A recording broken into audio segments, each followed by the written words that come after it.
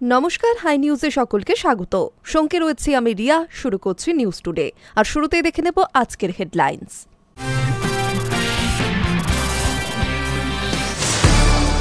হারের হতাশা সংসদে দেখাবেন না, অধিবেশন শুরুর আগেই কংগ্রেস সহ অন্যান্য বিরোধীদের আক্রমণ মোদির। জানিয়ে দিলেন হারের যন্ত্রণা ভুলে বিরোধীদেরও দায়িত্ব নিতে হবে। এসআইআর নিয়ে আলোচনার দাবিতে অশান্তি, সংসদে চলে স্লোগান পাল্টা স্লোগান। স্পিকারের নির্দেশে বেলা 12টা পর্যন্ত মুলতবি অধিবেশন। রাজ্য সরকারের বিরুদ্ধে বিএলও ইআরওদের বর্ধিত ভাতা আটকে রাখার অভিযোগ কমিশনের। এরপরই বিজেপি ও কমিশনকে একযোগে আক্রমণ অভিষেক বন্দ্যোপাধ্যায়ের।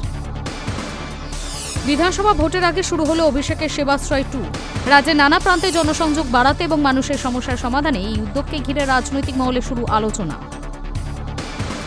চলতি মাসে কোচবিহার সফরে যাচ্ছেন মুখ্যমন্ত্রী। দীর্ঘদিন পর রাসমেলা ময়দানে জনসভা করবেন তিনি। মুখ্যমন্ত্রীর সফর ঘিরে প্রস্তুতি তুঙ্গে জেলা তৃণমূল নেতৃত্বের। দেবব্রত মাইতি খুনের ঘটনায় নয়ামোড়, নির্বাচনের মুখে নন্দীগ্রামের শোকজ তৃণমূল। 42 জন তৃণমূল নেতাকে শোকজ করা হল।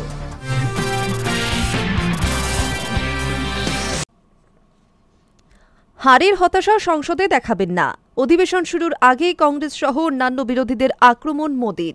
জানিয়ে দিলেন জনপ্রতিনিধি হিসেবে দায়িত্বশীল হওয়া উচিত সকলের। হারের যন্ত্রণা ভুলে বিরোধীদেরও দায়িত্ব নিতে হবে। সংসদ নাটক করার জায়গা নয়, হারের হতাশা সংসদে প্রকাশ করবেন না।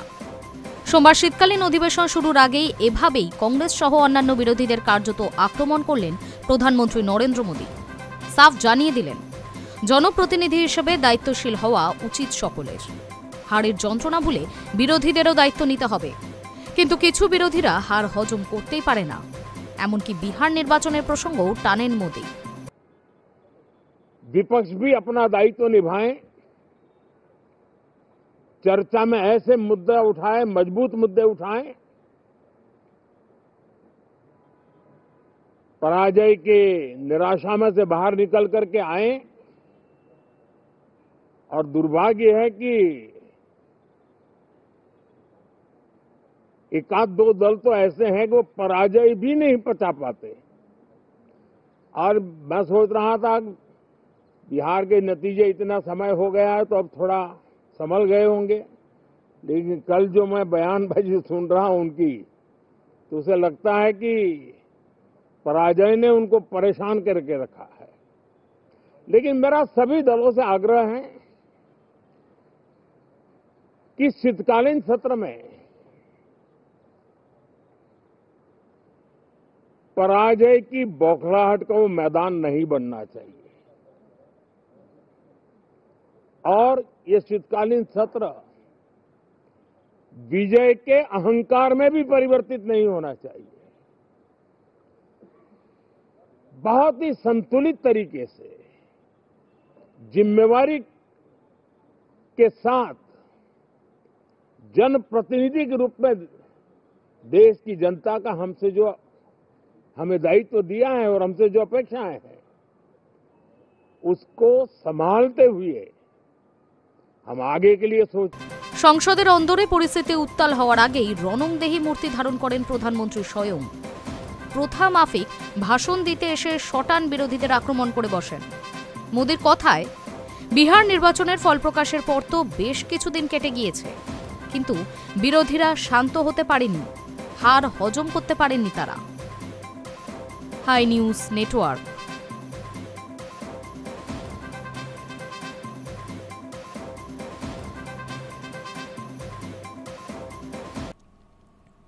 এসআইআর নিয়ে আলোচনার দাবিতে অশান্তি, স্পিকার ওম বিড়লা এসআইআর নিয়ে দাবি মানতে রাজি না হওয়ায় শুরু হয় স্লোগান পাল্টা স্লোগান।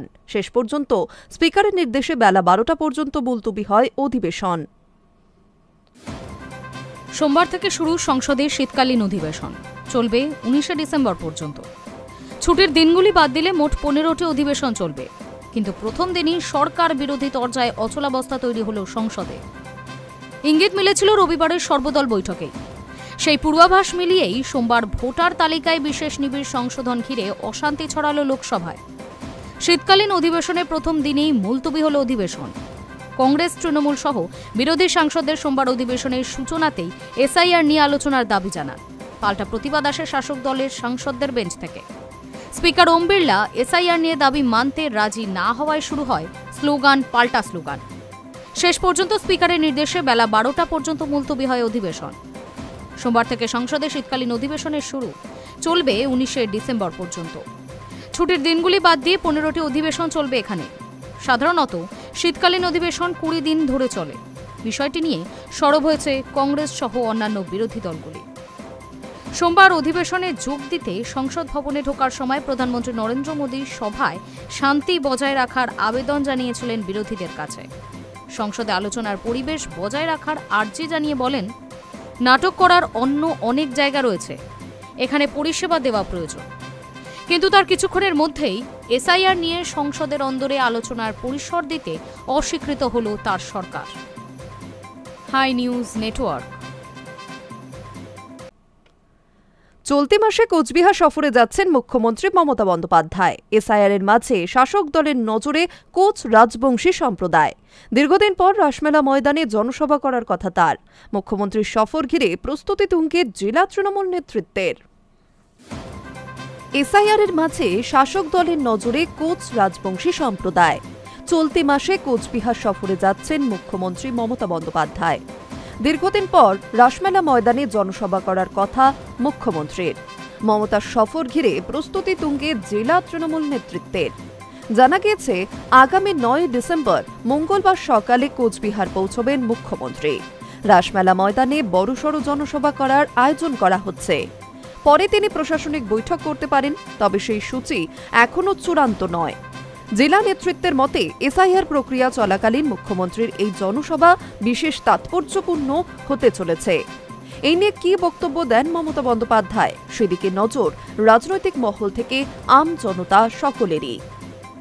মুখ্যমন্ত্রীর আসন্ন সফর নিয়ে রবিবার কোচবিহার জেলা তৃণমূল সভাপতি অভিজিৎ দেব ভৌমিক জানিয়েছেন, আগামী 9 ডিসেম্বর মঙ্গলবার সকাল 11:30 নাগাদ কোচবিহার রাসমেলা ময়দানে মাননীয় মুখ্যমন্ত্রী মমতা বন্দ্যোপাধ্যায়ের ঐতিহাসিক জনসভা হবে। তার জন্য 1 ডিসেম্বর বেলা 11টায় জেলা তৃণমূল কংগ্রেস কার্যালয় ব্লক সভাপতিদের নিয়ে জরুরি সভা ডাকা হয়েছে। 2 ডিসেম্বর বিকেল 5টায় রবীন্দ্র ভবনে জেলার প্রস্তুতি সভা। উপস্থিত থাকবেন জেলার মন্ত্রী, বিধায়ক, সাংসদ, প্রাক্তন বিধায়ক, প্রাক্তন সাংসদ, সমস্ত জেলা কমিটি, ব্লক সভাপতি, পঞ্চায়েত সমিতির সভাপতি, সহসভাপতি, অঞ্চল সভাপতি, চেয়ারম্যান, পঞ্চায়েতের প্রধান, উপপ্রধান, শাখা সংগঠনের জেলা সভাপতি ও ব্লক সভাপতি। থাকবেন পৌরসভার পৌরপতি ও উপপৌরপতি, সমস্ত কাউন্সিলর, ওয়ার্ড সভাপতি। এর আগে মুখ্যমন্ত্রী এখানে এলেও মন্দিরে পুজো দিয়ে চলে গিয়েছেন। সভার সময় হয়নি, তাই 9 তারিখের সভা ঐতিহাসিক হতে চলেছে। রাজ্যে চলছে এসআইআর এর কাজ। রবিবারই নতুন নির্দেশিকা জারি করে সময়সীমা বাড়িয়েছে নির্বাচন কমিশন। তৃণমূল আশঙ্কা প্রকাশ করেছিল, তাড়াহুড়ো এসআইআর এর কাজ করতে গিয়ে বৈধ ভোটারদের নাম বাদ পড়তে পারে, আর তাতে সবচেয়ে ঝুঁকির মুখে মতুয়া, রাজবংশীদের মতো জনজাতি সম্প্রদায়ের নাগরিকরা। কারণ 2002 সালে তাদের সকলের নাম নাও থাকতে পারে। সেক্ষেত্রে জরুরি নথি চাইতে পারে কমিশন। তা যথাযথভাবে দিতে না পারলে চূড়ান্ত ভোটার তালিকায় নাম নাও উঠতে পারে তাদের। যদিও মুখ্যমন্ত্রী তথা তৃণমূল নেত্রী বারবার অভয় বাণী দিয়েছেন, তৃণমূল ক্ষমতায় থাকতে কারো সঙ্গে এমন অন্যায় হতে দেবে না। সেই আবহে কোচবিহার সফরে যাওয়া মুখ্যমন্ত্রীর জনসভা নিঃসন্দেহে বিশেষ তাৎপর্যপূর্ণ। High news network.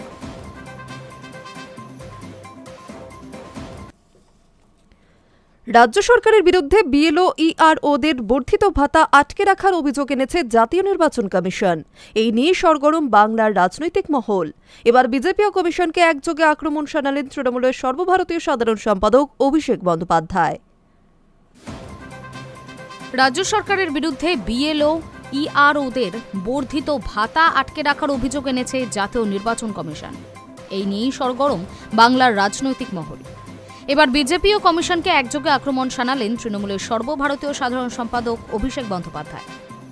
নিজের এক্স হ্যান্ডেলে অভিষেক লিখেছেন, কমিশনের জারি করা 4 মাস পুরনো সরকারি নির্দেশিকা ঘুরিয়ে আবার প্রচার করে ভুয়ো উত্তেজনা তৈরির চেষ্টা করছে বিজেপি। এটি আসলে তাদের অপপ্রচার। তার দাবি, এতে স্পষ্ট বিজেপির নির্বাচনী কৌশল এসআইআর শুধু ব্যর্থই হয়নি, প্রকাশ্যে ভেঙে পড়েছে। সাধারণ মানুষের কাছে এসআইআর এর পর্দা ফাঁস হয়ে গেছে। আগামী বছরের বিধানসভা নির্বাচনে বাংলায় ফের হারের মুখ দেখতে হবে বিজেপিকে। এই দাবি করেই অভিষেক তার পোস্টে লিখেছেন, ইডি, সিবিআই, আয়কর দপ্তর, কেন্দ্রীয় বাহিনী, এমনকি বিচার ব্যবস্থার একাংশ সবকিছুর ব্যবহার করেও বিজেপি বুঝে গিয়েছে যে বাংলায় তারা আবারও পরাজিত হবে। 2021-এর চেয়েও বড় ব্যবধানে রাজ্যে ক্ষমতায় ফিরবে তৃণমূল, এই ধারণা তাদের মনে ভয় ধরিয়েছে। বাংলার এসআইআর প্রক্রিয়া নিয়ে নানা অভিযোগ তৃণমূল কংগ্রেসের। সেই ইস্যুতে শুক্রবার দেশের মুখ্য নির্বাচনী আধিকারিক জ্ঞানেশ কুমারের সঙ্গে দেখা করেছিল দলের 10 সদস্যের প্রতিনিধিরা। বৈঠক শেষে বেরিয়ে অবশ্য ক্ষোভই উগরে দিয়েছেন তারা। অভিযোগ ছিল, এসআইআর আবহে বিএলওদের মৃত্যুর জন্য কমিশন দায়ী। জ্ঞানেশ কুমারের হাতে রক্ত লেগে আছে। শনিবার আবার সাংবাদিক বৈঠক করে কমিশনের কাছে বড় দাবি করে তৃণমূল। এই বৈঠকের আগে অভিষেক বন্দ্যোপাধ্যায় লাইভ স্ট্রিমের দাবি করেন। স্বাভাবিকভাবেই সেই দাবি মানেননি কমিশন। তবে বৈঠকের পর শুক্রবার রাতে অভিষেক প্রশ্ন তোলেন, কমিশনের যদি গোপন করার কিছু নাই থাকে তবে বৈঠকের সিসিটিভি ফুটেজ প্রকাশ করা যাবে না কেন? শনিবার সেই অবস্থান আরও জোরালো হল বৈঠকের কথোপকথনের প্রতিলিপি প্রকাশের দাবিতে। কমিশনের কাছে তারা এই অভিযোগও করেন যে নির্বাচন কমিশনের মতো স্বাধীন দায়িত্বপ্রাপ্ত একটি সংস্থা কেন নিজেদের মতো কাজ না করে বিজেপির কথা মতো চলছে। এই ব্যাপারে বৈঠকে একাধিক তথ্য তুলে ধরে কল্যাণ মৌহারা জ্ঞানেশ কুমারকে বলেন, বিজেপির নেতারা আগের দিন যে কথা বলেছিলেন পরের দিন সেই একই কথা বলতে দেখা যাচ্ছে কমিশনকে। High news network.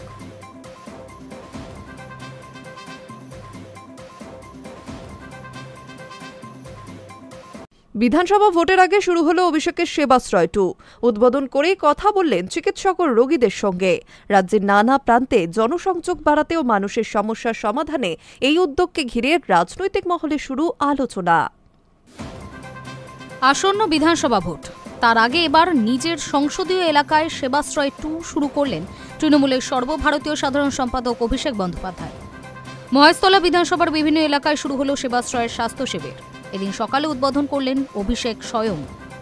মহাপুরুষদের শ্রদ্ধা জানালেন, ঘুরে দেখলেন বিভিন্ন ক্যাম্প, চিকিৎসকদের সঙ্গে কথা বললেন, খতিয়ে দেখলেন সমস্ত বিষয়টি।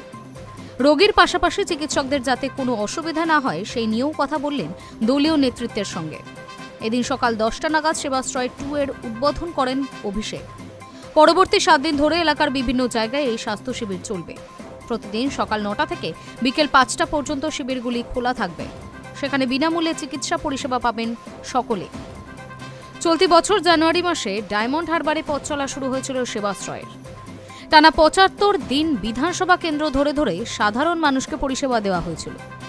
চোখ, কান, নাক, গলা, রক্তচাপ, সুগার থেকে শুরু করে ক্যান্সারের মতো রোগেরও বিনামূল্যে চিকিৎসা পেয়েছিলেন মানুষজন।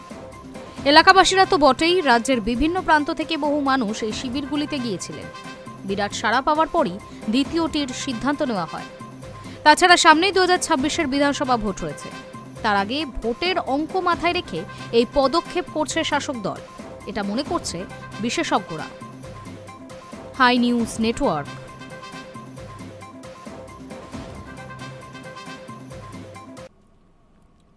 বালি পাচার নিয়ে ফের তৎপর ইডি। সাত সকালে ঝাড়গ্রামে ব্যবসায়ীর বাড়িতে তল্লাশি। জাল চালান নিয়ে বালি তোলার অভিযোগ রয়েছে ওই ব্যবসায়ীর বিরুদ্ধে। বালি পাচার কাণ্ডের কিনারা করতে ফের সক্রিয় কেন্দ্রীয় তদন্তকারী সংস্থা। সাত সকালেই অভিযান শুরু করল এনফোর্সমেন্ট ডিরেক্টরেট। ঝাড়গ্রামের গোপীবল্লভপুরে এক ব্যবসায়ীর বাড়িতে তল্লাশি চালায় ইডির দল। ওই ব্যবসায়ীর বিরুদ্ধে জাল চালান নিয়ে বালি তোলা ও বিক্রির অভিযোগ রয়েছে বলে ইডি সূত্রে খবর। সোমবার সকালে কেন্দ্র বাহিনীকে সঙ্গে নিয়ে ওই ব্যবসায়ীর বাড়িতে যান ইডি আধিকারিকেরা। শুরু হয় তল্লাশি। ইডি সূত্রে জানা যায় ওই ব্যবসায়ীর নাম অভিষেক পাত্র ওরফে বিল্টু। তার বিরুদ্ধে বহু আগে পশ্চিম মেদিনীপুরের কেশিয়ারি থানায় অবৈধভাবে বালি তোলা ও বিক্রির অভিযোগ ছিল। সে অভিযোগের ভিত্তিতেই সোমবার তার বাড়িতে চলে তল্লাশি। তার বাবা ক্যান্সার আক্রান্ত, কলকাতার হাসপাতালে চিকিৎসাধীন। অভিষেকও সেই সূত্রেই আপাতত কলকাতায়। তাই তার বাড়ি গিয়ে ইডি আধিকারিকরা তল্লাশি চালালেও অভিষেক পাত্রর সঙ্গে সরাসরি কথা বলতে পারেননি তারা। তবে অভিষেকের বাড়িতে তল্লাশি চালিয়ে বালি পাচার সংক্রান্ত বেশ কিছু যোগসূত্র উদ্ধারের আশা করছেন ইডি আধিকারিকেরা। আর তা খতিয়ে দেখে পাচার চক্র সম্পর্কে আরও অনেক তথ্য মিলবে বলেই আশাবাদী তারা। সোমবার কেন্দ্র বাহিনীর ঘেরাটোপে গোপীবল্লভপুরে ব্যবসায়ী অভিষেক পাত্রর বাড়িতে তল্লাশি শুরু হয়। সেখান থেকে কি উদ্ধার হয়, বাড়ির সদস্যদের থেকেই বা কোনো তথ্য পাওয়া গেছে কিনা, এসব নিয়ে মুখে কুলু পেটেছে ইডি আধিকারিকেরা। কয়লা গরু পাচারের মতো এই মুহূর্তে বালি পাচার মামলাতেও ইডিকে তদন্তভার দেওয়া হয়েছে। সেই দায়িত্ব পালন করে দ্রুত মামলার কিনারা করার লক্ষ্যে সোমবার সকালে ঝাড়গ্রামে ব্যবসায়ীর বাড়িতে চলে এই অভিযান। High news network.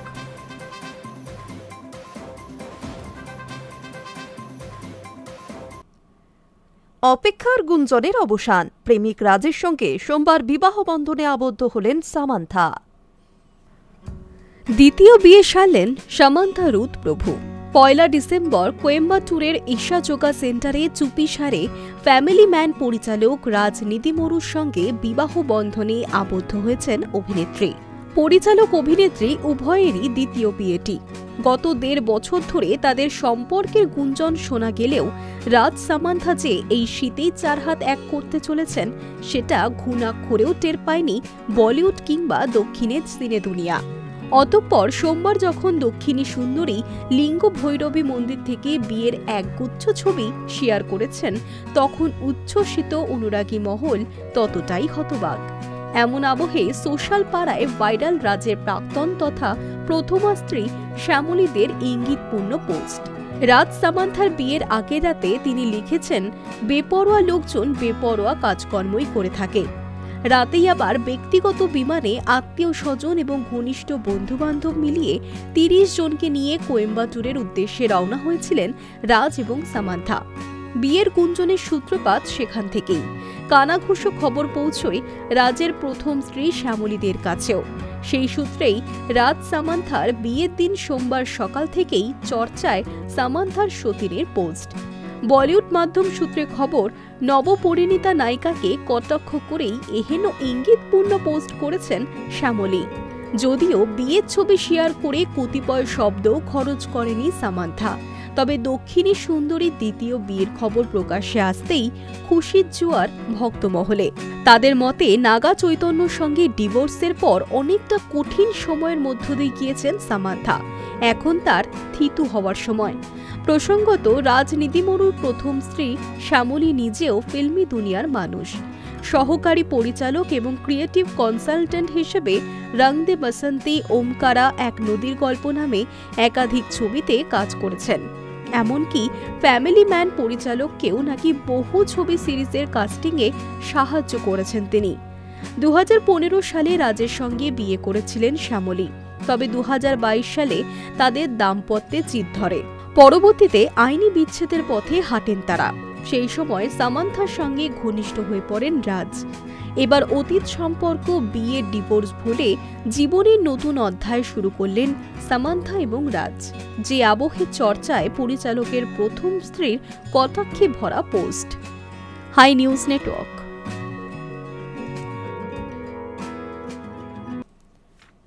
News today এখন এই পর্যন্তই। আরও অন্যান্য খবরের জন্য নজর রাখুন হাই নিউজে। নির্ভীক, নিরপেক্ষ।